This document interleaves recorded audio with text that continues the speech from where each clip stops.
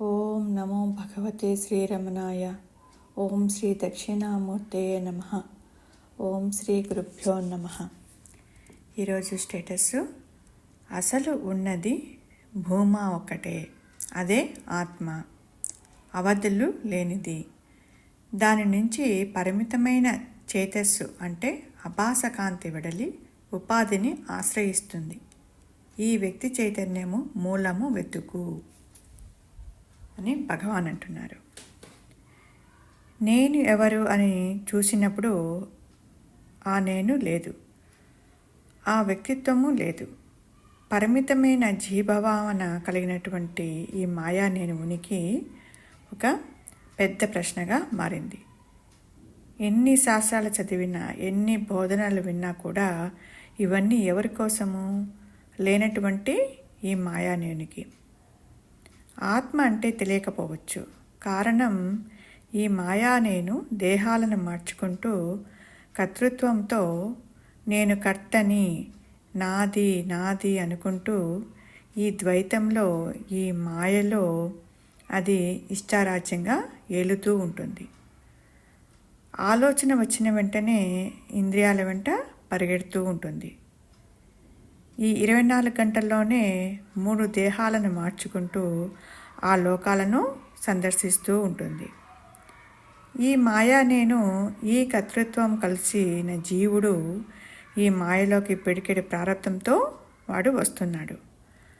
ఆ ప్రారంధంలో ఉన్నది మాత్రమే తాను అనుక్షణము అవస్థాత్రయం ఎందు తాను తెచ్చుకున్నటువంటి వాసనా ప్రభావాలని ఒక్కొక్కటి అనుభవిస్తూ తిరిగి జనన మరణాలతో కొట్టుమిట్టాడుతూ ఉంటాడు. ఇవన్నీ కూడా ఆత్మకు కాదు. ఆలోచన వస్తున్నది అంటేనే, ప్రారంధంలో ఉంటేనే వస్తున్నది, లేకపోతే అక్కడ ఆలోచన రాదు. చాలామంది ఈ మాయలో తనలాగే ఉన్నారని అనుకుంటుంది. వాళ్ళతో బాంధవ్యాలను పెంచుకుంటూ ఉంటుంది. నా తల్లిదండ్రులు అంటుంది, నా సంసారం అంటుంది, నాది నాది నాది అంటూ ఉంటుంది. నిజానికి ఈ మాయా నేనికి ఉనికి లేనిది. ఇది ఒక లోయర్ సెల్ఫ్ అన్నమాట, ఒక పిశాచం అన్నారు. దీనికి స్వయం ప్రకాశం లేదు. ఇది ఒక దాని మీద ఆధారపడి అది ప్రకాశిస్తూ ఉంది. ఈ మాయా నేను ఈ అభాస కాంతిలో ప్రపంచాన్ని చూస్తుంది, సంసారాన్ని చూస్తుంది, బంధుమిత్రులను, రాగద్వేషాలను చూస్తూ ఉంటుంది. ఇవన్నీ కూడా సత్యమని భావిస్తూ ఉంటుంది.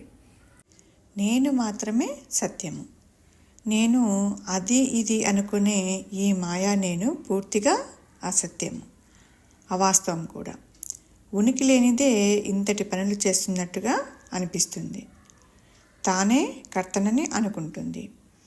దేహం చేస్తుంటే తాను చేస్తున్నట్టుగా అది భావిస్తుంది.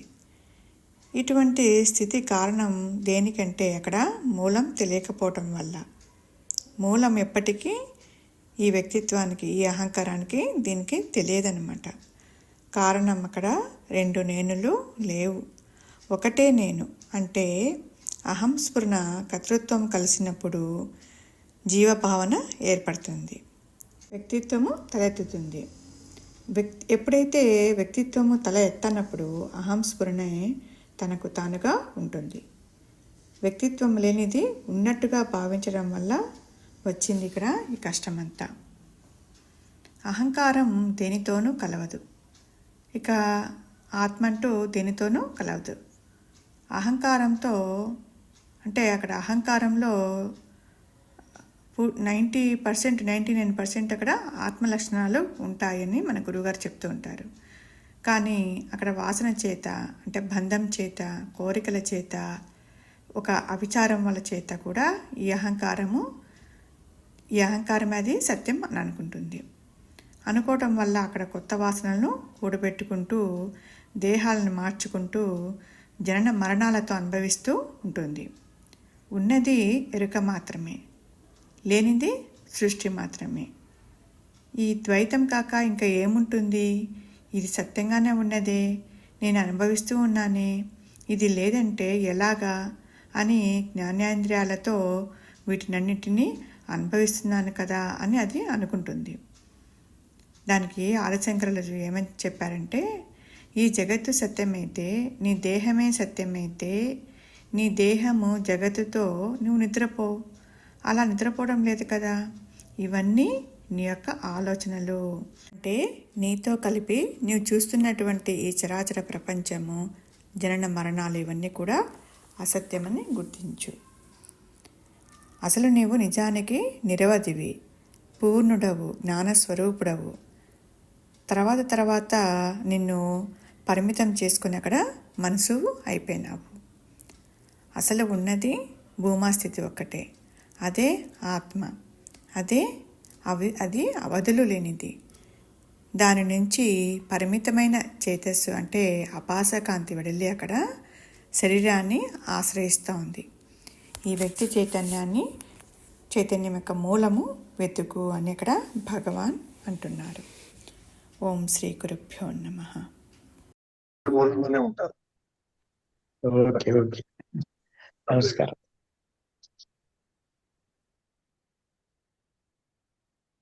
ఓకే, రవి గురువు గారు నిదానంగా మొదలు పెట్టు. గురువు గారు ఎందుకు అర్థం ఎక్కువ ఉంటాయి, అర్థమయ్యే దానికి మొదలు పెట్టక్కల్లా ఆల్రెడీ ఉంటుంది అది. కానీ అసలు ఉన్నది భూమం ఒక్కటే అంటే అర్థం ఏంటి అంటే ఈ ఓడు నేను తెలియదు గురువు. భూమస్థితి అంటారు, అది నాకు అర్థమైంది. నువ్వు ఆందోళన పడద్దు. భూమ అన్న, ఉన్నదన్నా, ఎరుక అన్నా, సత్యమన్నా, ఆత్మ అన్నా, తురీయమన్నా, నీ సహజత్వం అన్నా అంతా ఒకటే. భూమస్థితి అంటే ఆత్మస్థితి, అహంస్మరణ భూమస్థితి. సో మాటలు వినంత మాత్రమే ఆందోళన పడాల్సిన పని లేదు. ఓకే, సో అహంస్మరణ తర్వాత చూడేమంటారు. అసలు ఉన్నది భూమం ఒక్కటే, అదే ఆత్మ, అవధులు లేనిది. దాని నుంచి పరిమితమైన చేతస్సు అంటే అభాస కాంతి వెడలి ఉపాధిని ఆశ్రయిస్తుంది, వచ్చినట్లుగా ఉంటుంది. గురువు గారు నిజానికి ఏది రాదు, ఆశ్రయించదు. చాలా విచిత్రంగా ఉంటుంది. సెకండ్ పార్ట్, తాడు నుంచి ఏ పాము రాలేదు, కానీ తాడు నుంచి వచ్చినట్లుగా అనిపిస్తుంది. ఇక్కడ కూడా ఆత్మ నుంచి ఏది బయటికి రాదు అసలు. అది ఎలా తెలుస్తుంది? ఎలా తెలుస్తుంది? నీకు ఎలా తెలిసింది పాము లేదని? అంటే అది ఎగ్జాంపుల్ అర్థమైంది, కానీ ఇక్కడ కూడా అంతే. కనపడిపోయేది, పుట్టి నశించేది, ఆలోచనలకి పరిమితమయ్యేది, కానికి బాధితమయ్యేది ఈ మాయే కదా, ఈ జీవుడే కదా. అవును, దేహాత్మ బుద్ధి జనించినప్పుడు ఆ దేహం శాశ్వతంగా ఉంటుందా? ఉండదుగా.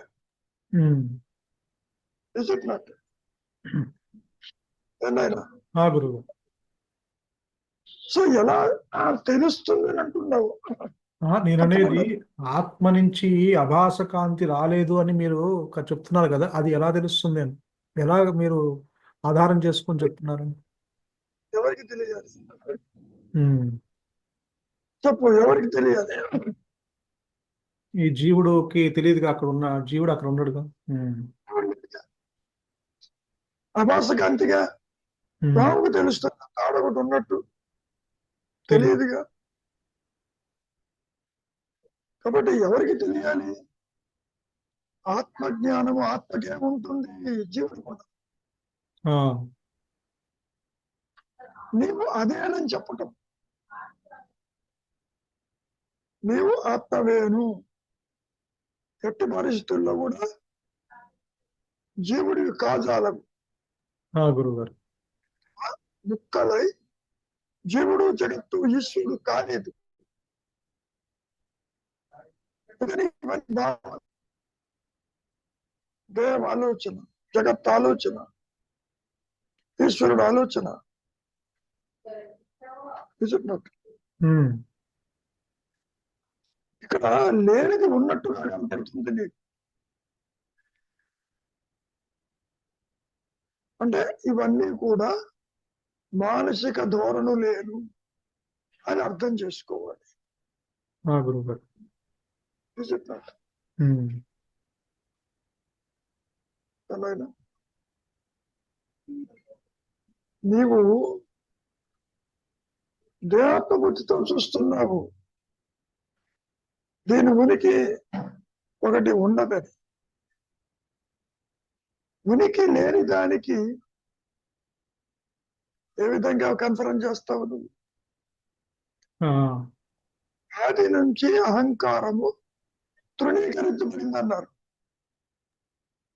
దీనికి ఉనికి లేదు. గురుగారు. దీనికి ఉనికి లేకపోయినా ఉండాలన్న భూమస్థితికి ఆత్మకి ఉనికి ఉంది. అదే నేను ఉన్నానన్న అహంస్మరణ. కాబట్టి నువ్వు దేహాత్మ బుద్ధితో చూస్తున్నావు, అందుకని ఆత్మ తెలియటం లేదు. అన్యత్వాన్ని చూస్తున్నావు, మూలము తెలియదు.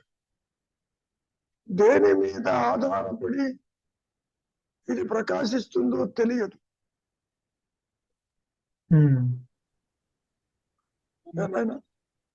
గురువుగారు. అందుకనే మహర్షి అంటారు, నువ్వు లేవని ఉంటావు కదా, ఉన్నానైతే ఆత్మని చెప్పరు. నేను ఉన్నాను అన్నటువంటి స్ఫురణ ఒకటి ఉండబట్టి నేను రవిని, నేను జీవుణ్ణి, నేను కర్తని అని అనుకుంటున్నావు. ఇక్కడ డెఫినెట్ గా ఇది దాని మీద ఆధారపడి ప్రకాశిస్తుంది. దేవం ఎప్పుడైనా చెప్పింది అది ఉన్నట్టు లేదు, చెప్పలేదు గురువు. నువ్వు చెబుతున్నావు ఈ దేవం అంటే నాది అని.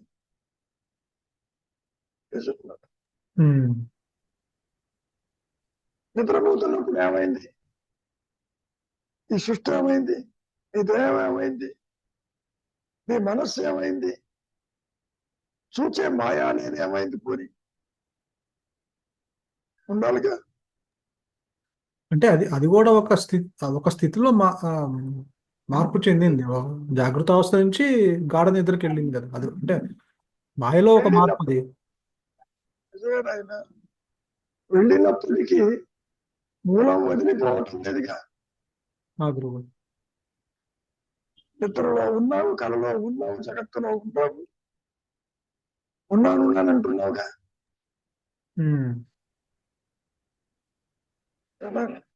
గురువు గారు. అవును. మరి ఏ విధంగా తీసుకోవాలి దీన్ని? ఒకసారి మెల్లిగా చదువు. అసలు ఉన్నది భూమం ఒక్కటే, అదే ఆత్మ, అవధులు లేనిది. దాని నుంచి పరిమితమైన చేతస్సు అంటే అభాస కాంతి వెడలి ఉపాధిని ఆశ్రయిస్తుంది. వెడలి అనే పదంలో ఆత్మ ఇది ఒక పర్పస్ ఉంది అని అనుకోబాటు. తాడు నుంచి పాము వెడలి నీకు పాము భయం కలిగిందంటే ఎలా అనిపిస్తుంది నీకు? అసలు పాము ఉన్న తాడంటావు, తాడు పాము కాలేదంటావు. Easy flat. అంటే తాడు ఉండబట్టి పాము భయం కలిగింది కదా. అంతవరకు ఇక్కడ కూడా ఆత్మ అనే అహం స్ఫురణ ఉండబట్టి అహం దేహం అనేటువంటి భయం కలిగింది ఈ మాయాలేనికి. అంతే. అదే అంటే పాము అంటే తాడు నుంచి తాడు ఉండబట్టి ఇది భయం కలిగింది, అహం స్ఫురణ ఉండబట్టి అహం దేహం అనేది వచ్చినట్టుగా ఉంది. అంతవరకు వచ్చినట్టుగా ఉంది, తెలియరాలేదు. పాము లేనట్టు ఇది కూడా లేదు. చాలా వెరీ సింపుల్. ఇక్కడ నీవు దేహం ఒక ఆలోచన అంటే అర్థమైంది నీకు. అవును.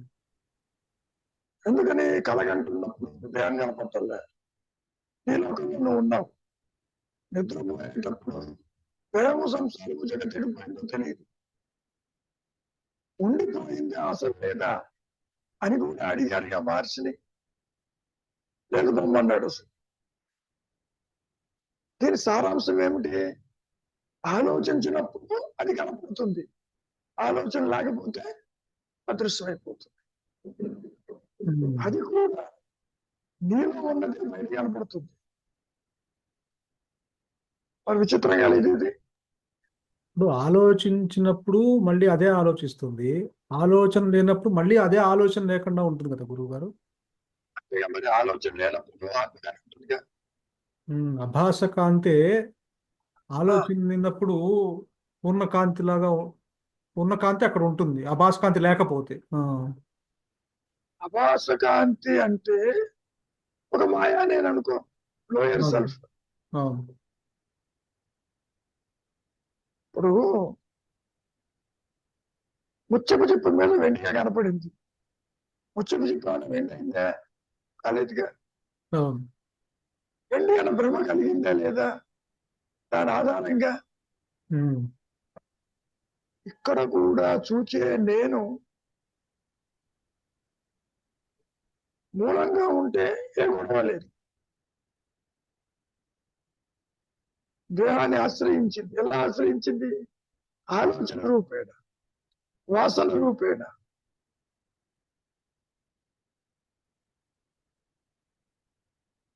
Are you getting the point? గురుగారు, అంటే ఇక్కడ ఉపాధిని ఆశ్రయిస్తుందంటే దేహాన్ని ఆశ్రయిస్తుందండి గురువు గారు. ఈ వాసనల్ని ఆయన దేహాన్ని సృష్టించుకుని ఆశ్రయిస్తుంది. ఎందుకని? ఇటు జడము కాదు, అటు చైతన్యము కాదు, జడ చేతనముల యొక్క ఒక మిశ్రమం ఇది. దేహమా నేనని చెప్పదు, ఆత్మకి చెప్పాల్సిన అవసరం లేదు, తనకు తాను ఉన్నది. కాసేపు ఆత్మని కాసేపు పక్కకు పెడదాం. దేహానికి ఆలోచన అంటానికి నీకు ఆధారం ఏంటి? ఆలోచన కాలేదు అనుకుందాం, ఆలోచన లేకపోయినా ఉంది అనుకుందాం కాసేపు. మరి కలగనేటప్పుడు ఉండాలి కదా, ఎందుకు లేదు? అయ్యి దేహం ఎటు పోయిందో నీకు తెలుసా? పోని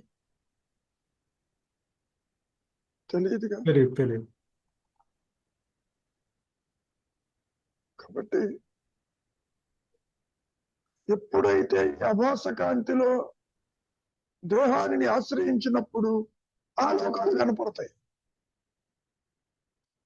స్థూల దేహానికి స్థూల జగత్తు కనపడిందా? ఇక్కడ సూక్ష్మదేహానికి స్వప్న లోకాలు కనపడుతుంది. ఇక్కడ విశేషం ఏంటి? కళ సత్యమైనప్పుడు కలగానే ఎవరు సత్యం ఎట్లా అవుతాడు? నీవే కళ సత్యం అంటున్నావుగా. అవును. మళ్ళీ వాడే చెప్తున్నాడంటే వాడికి ఆ జ్ఞానం ఉంది కదా, అంటే కళ అసత్యం అన్న జ్ఞానం వాడికి ఉండబట్టి చెప్తున్నాడు. చెప్తున్నాడు. సో ఈ జాగ్రత్త అవస్థ నుంచి భూమస్థితికి వెళ్ళి తిరిగి వస్తే చెబుతాడు, లేకపోతే చెప్పడు.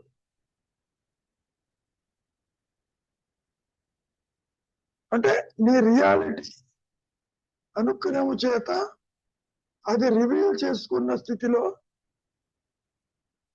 అన్యత్వం లేదు, సృష్టి లేదు, జీవుడు లేడు. అక్కడ అవస్థలు లేవు, జనన మరణాలు లేవు. మళ్ళీ ఈ దేహం చూస్తున్నావు దగ్గర మనస్సుతోటి. చూసినప్పుడు నువ్వు ఆత్మగానే ఉన్నావు. ఏమంటావు? ఇదంతా ఆత్మలోనిదే, ఆత్మ లేకుండా ఇది లేదు. ఇది దానికి ఆధారం. ఆ విధంగా ఆ మనస్సుతో చెప్పుకుంటావు. ఎవరికి చెప్తావు? కాసేపు నిద్రపోతే నీ స్థితిని నువ్వు చెప్పగలవా? చెప్పలేవుగా. అక్కడ ఏముందో చెప్పు చూద్దాం. చెప్పలేవు. ఈ నిద్రాస్థితి ఏమీ చెప్పలేము. బయటకు వచ్చి కూడా ఆ నిద్ర పట్టింది అంటున్నాం కానీ ఆ 8 గంటల స్థితి చెప్పలేము. నిద్ర చెప్పలేము.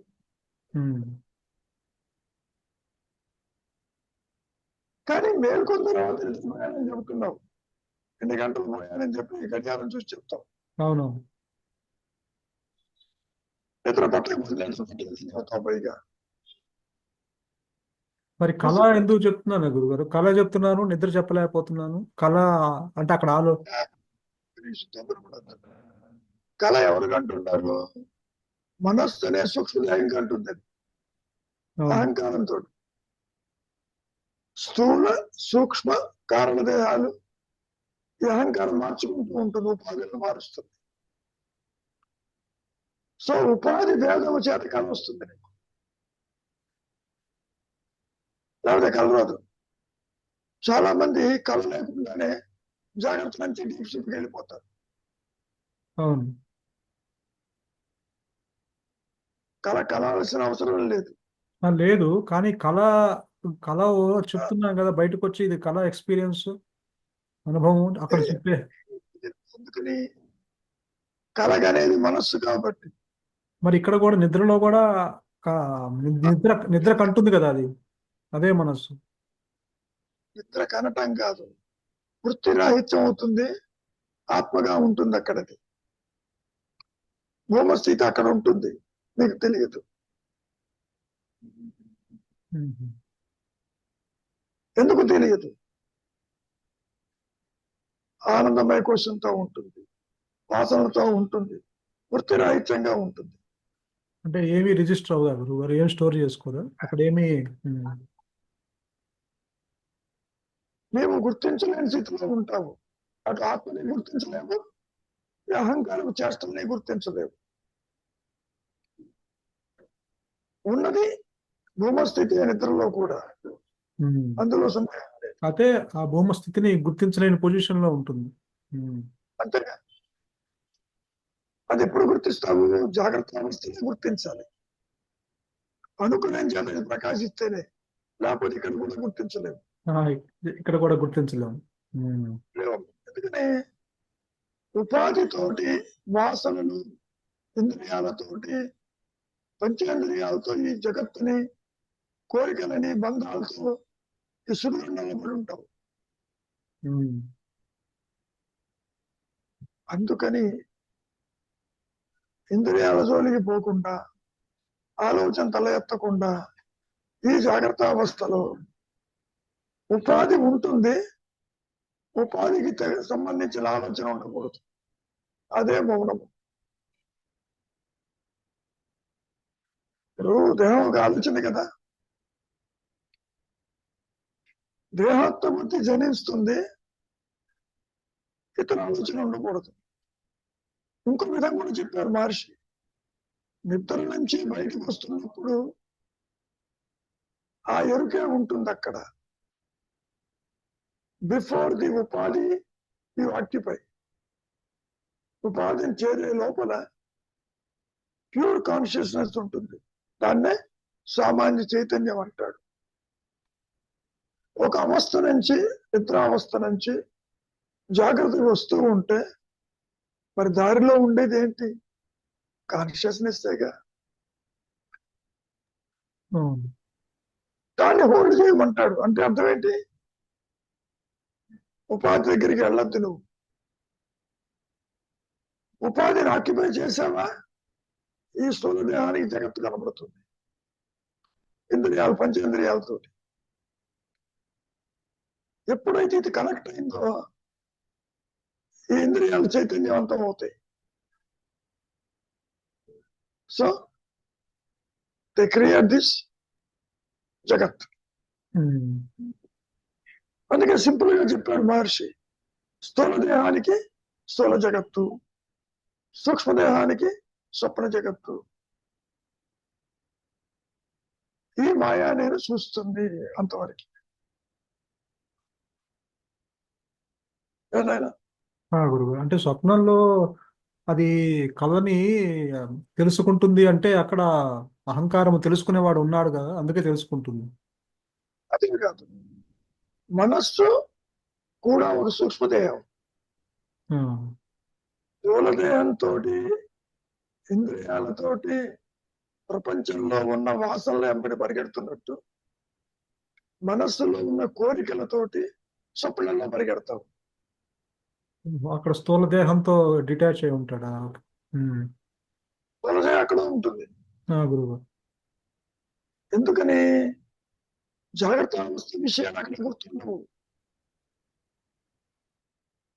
కానీ ఆ మనస్సుతో మెలకు వచ్చినప్పుడు ఆ విషయాలు మనకు గుర్తుంటాయి.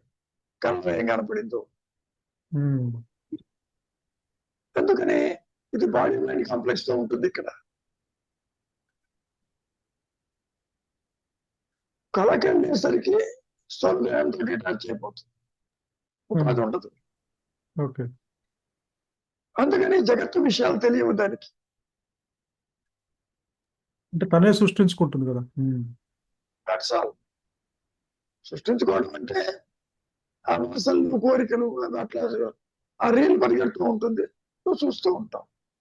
అంటే జాగ్రత్త అవస్థలో కొన్ని వాసనలు తీరనివి స్వప్నంలో తీర్చుకుంటుంటుందేమో గురువు. అని ఉండొచ్చు. ఉమ్. మనము మితంగా చెప్పలేము. చెప్పలేను. ఎందుకని? ఇక్కడ అన్నం తిని పడుకుంటాడు, అక్కడ ఆకలేస్తుంది. అవును. ఆకలేసినప్పుడు స్వప్న భోజనం చేస్తాడు. కోరికలు ఉన్నప్పుడు ఆ కోరికలు తీర్చుకుంటాడు. ఒకటి కాదు. Is it not? గురువు గారు. కాబట్టి ఉన్నదే భౌమస్థితి. అది ఆధారంగా ఇది కనపడుతుంది ఆభాస కాంతిలో అని చెప్పి. అంటే ఇప్పుడు స్థూల దేహంలో ఈ ఉపాధిని ఆశ్రయిస్తుంది. ఈ జాగ్రత్త అవస్థలో స్థూల దేహంతో ఉపాధిని ఆశ్రయిస్తుంది. స్వప్నావస్థలో సూక్ష్మ దేహంతో ఉపాధిని ఆశ్రయిస్తుంది. గాఢ నిద్రలో ఏ ఉపాధి ఉండట్లేదు. ఏముందిగా? కారణదేహం. కారణ దేహం గురువు. చాలా ఆనందమే కుసంతో ఉంటుంది అక్కడ. అక్కడ కూడా ఉపాధి ఉంది. అమ్మా ఉపాధి లేని స్టోరింగ్ ఎక్కడ లోకలు పెట్టాలి ఇవన్నీ. ఆ,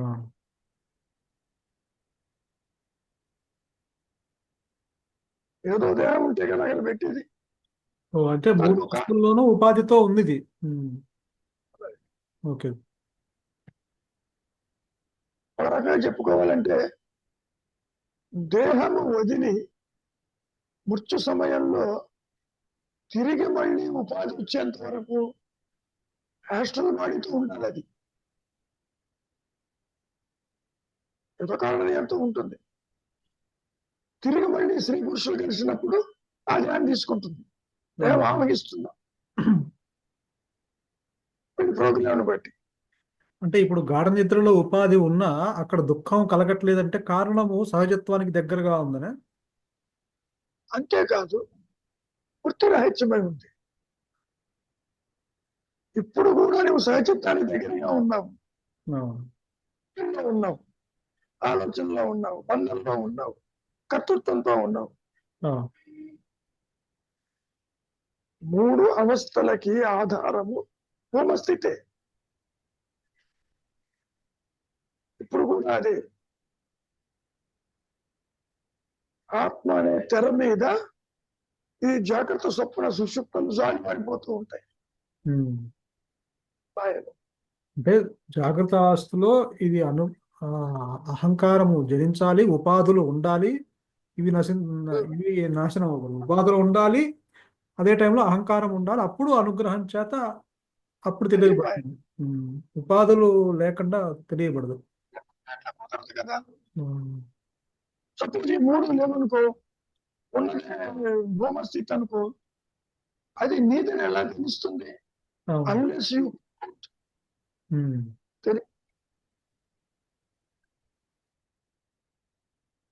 కాబట్టి ఈ సృష్టి యొక్క ప్రయోజనం ఈ పుట్టుక యొక్క ప్రయోజనం సత్య ప్రకాశానికని తేలిపోయింది ఇక్కడ.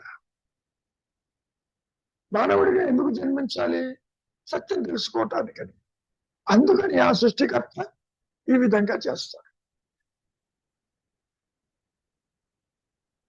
అసలు పుట్టుకే లేదు అనుకుందాం కాసేపు. తెలుసుకునేటెవరు ఉండదు కదా. గురుగారు. ఈ సృష్టి ప్రయోజనం ఏమిటని అడిగారు మహర్షి. ఏమన్నారైనా? ప్రయోజనం దాంట్లోనే ఉంది, సృష్టిలో ఉన్నది. సృష్టి లేకపోతే నువ్వు ఆత్మని ఎలా తెలుసుకుంటావు? అంటే ఈ స్వరూపం పుట్టుక జరిగింది అనుకోండి గురువుగారు, పుట్టుక జరిగింది, పుట్టుక జరుగుతూనే స్వరూపంతోనే పుట్టాడు అనుకోండి, అప్పుడు పరిస్థితి స్వరూపం లేకుండా పుట్టుక అనేది మనం లేదుగా. ఇప్పుడు ఇప్పుడు మీరు ఏమన్నారంటే అజ్ఞానం జనించాలి, నీ స్వరూపం ఏంటో నీకు తెలియాలి అన్నారు కదా. అజ్ఞానం అనేది ఒకటి ఉంటేనే తప్ప నీకు మూలం తెలియదుగా. అంటే అజ్ఞానం జనించకుండా కేవలము స్వరూపంతోనే పుట్టుక జరిగితే తెలియదుగా. తెలియదు. నేనంటే నీకు రవిగా పుట్టాలి. రవి నీవు కావాలని చెప్పి తేలిపోతుంది, అనుగ్రహంతో అది ప్రకాశించదు. అలా నీవు కాని దానితో నీ ఉనికిని ఏర్పరచుకోవాలి. చివరికి రియలైజేషన్ వచ్చినప్పుడు దేహం లాగిపోయినా నువ్వు ఉండనంటావు. అట్లా ఇప్పుడు కూడా దేహం లేకపోయినా ఇద్దరు ఉన్నావుగా.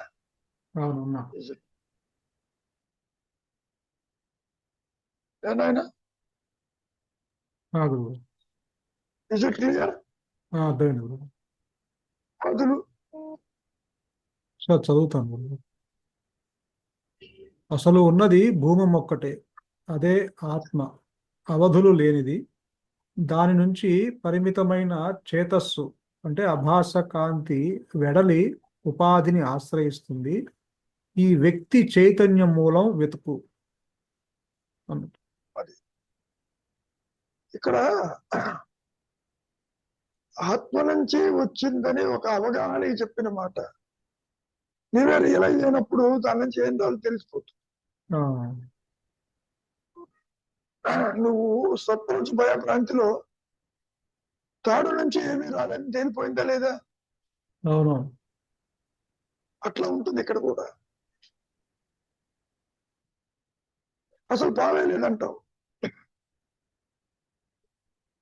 నేను బ్రహ్మచర్య అని అంటావు. ఇక్కడ కూడా అంతే. ఎప్పుడైనా పొరపాటునైనా దేహం దాని ఉనికిని చెప్పిందా నీకు at any point of time?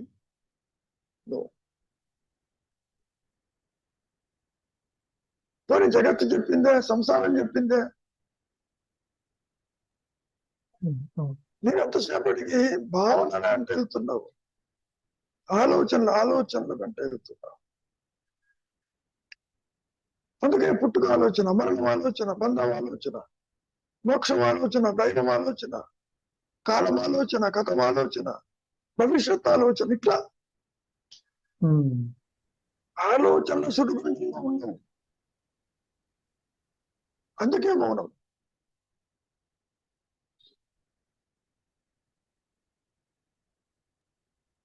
Are getting the point?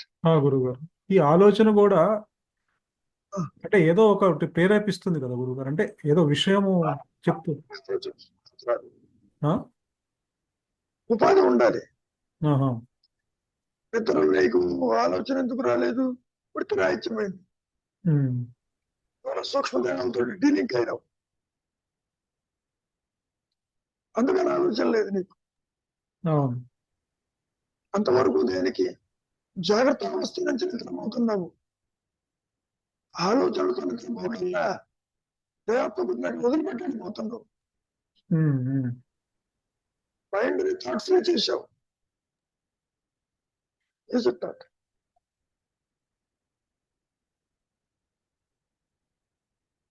అంటే సులభంగా జరిగిపోతుంది కదా అది, అంటే ప్రయత్నం లేకుండానే. ఎందుకని?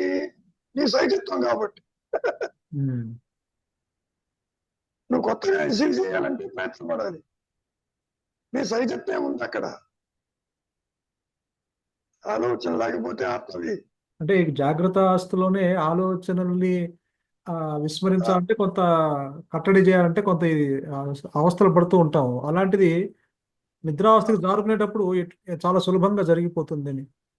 కానీ నీ సైజత్వం కాబట్టి ఉమ్. నిద్రావస్థకి నీవు వెళ్ళటం కాదు, ఇప్పుడు కూడా నువ్వు నిద్రావస్థలో ఉన్నావు, బ్రహ్మస్థితిలోనే ఉన్నావు. ఓకే. మనసు వచ్చినప్పుడు మిగులుతుంది, స్థూలదేహంతో జగత్తును చూస్తుంది, మళ్ళీ వెనక్కి వస్తుంది. ఒక పక్షి గూడు నుంచి ఎగిరింది అంటే మళ్ళీ గూటికి వస్తుందా లేదా? ఇక్కడ అంతే. ఓ, అంటే కొంత అలసిపోయి మళ్ళీ తన సహజ స్థితికి వస్తూ ఉంటుంది. అలసిపోయినా అలసిపోకపోయినా నువ్వు బేసుకెళ్ళిపోతుంటావు ఆలోచనలో. అందుకే ఆలోచనలు ఎవరికి చూడంటాడు మహర్షి. అటువంటి ఎవరు లేడు. ఆలోచన ఉన్నట్టుగా కనపడుతుంది. నువ్వు తీవ్రమైనటువంటి ఒక దృష్టికోణంలో థాట్ అంటే ఏమిటో చూడు కాసేపు, ఏమీ లేదు అక్కడ.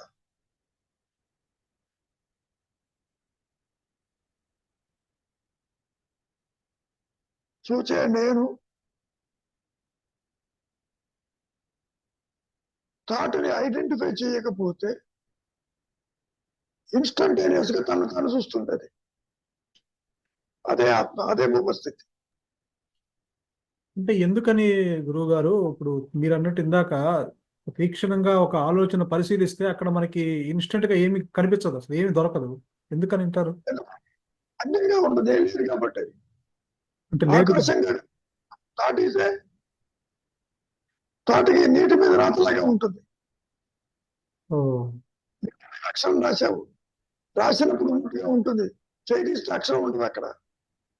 వచ్చినప్పుడు ఉన్నట్టు ఉంటుంది, దాని గురించి చూస్తే అది ఉండదా, తీస్తే ఉండదా? ఉన్నట్టుండి ఇక్కడ మాట్లాడుతున్న రోడ్డు మీద విషయం నీకు గుర్తొచ్చిందంటే రోడ్డు కనపడుతుంది నీకు. ఎందుకని థర్డ్ ప్రాజెక్ట్స్ రికార్డింగ్ ఉంది కాబట్టి. అవునవును. లేకపోతే కనపడదు. ఆలోచన అన్యత్వము తల ఎత్తకపోతే ఈ అభాస కాంతి అదృశ్యమై పూర్ణకాంతిగా ఉంటుంది. అది దాన్నే రియలైజేషన్ అంటాం. ఈ రియలైజేషన్ జీవుడికి కాదు, ఆత్మకే. ఎందుకంటే ఆలోచనలు లేవు కాబట్టి. ఆత్మస్మరణ ఆలోచన కాదు. అంటే ఒకవేళ జీవుడికే రియలైజేషన్ అయితే అప్పుడు ఒక ఆత్మ రెండు ఆత్మలు ఉన్నట్టు ఉంటుంది. అహంస్మరణ వీక్లీ పోస్ట్ పెట్టాను, మరి ఎంతమంది చూశారో తెలియదు. శ్రీనివాసరావు గారు చూసినట్టుగా నాకు చెప్పారు, ఓపెన్ చేశారండి అది మెసేజ్. అహంస్మరణ. అయ్యా శ్రీనివాసరావు గారు కనపడుతుందా? అది అన్మ్యూట్ చేసుకుంటే మాట్లాడచ్చు. అది ఓపెన్ చేస్తాను పూర్తిగా నేను వెళ్ళలేదు సార్. పర్లే, నిదానంగానండి, అరగంట సేపు చాలా టైం.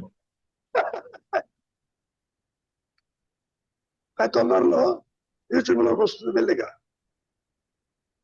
కాబట్టి హోమస్థితి అన్నా అహంస్మరణ అన్నా మనస్సుకి తెలియదు, అందుకని దాని గురించి విశ్లేషణ జరిగింది మహర్షి దృష్టికోణం నుంచి.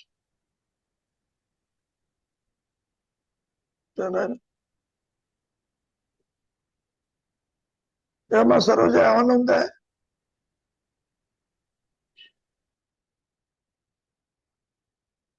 ఏమన్నా ఉంటే కాటి మీద రాసుకో. ఏం లేదు గురువు గారు, ఏం లేదు. ఉన్నది భూమి ఒక్కటే అన్నారు. ఒక నిమిషం, ఏమీ లేని విషయం గుర్తించామంటే నువ్వు ఉన్నట్టుగా అక్కడ అవునండి, అది కూడా ఉండకూడదు. ఏమీ లేదని గుర్తించామంటే నమ్మం. ఆ, అవునండి. ఓకే, ఏమనుందే ఇంకా అదృశ్యం అయిపోతుంది. ఈ లింక్ మన మాట విందు.